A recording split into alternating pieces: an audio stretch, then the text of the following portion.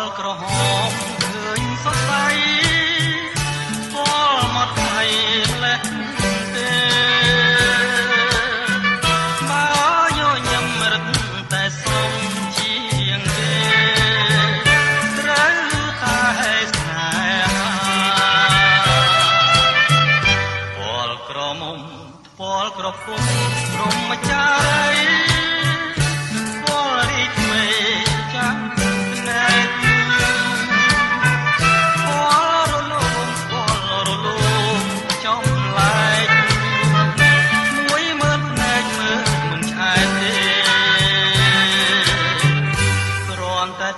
ដែលខ្ញុំមិនបា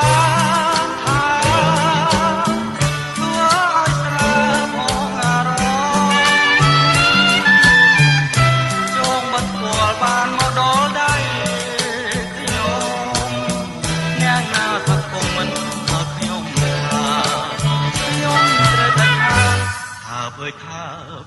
អើយថាមិនឆ្អែតទេ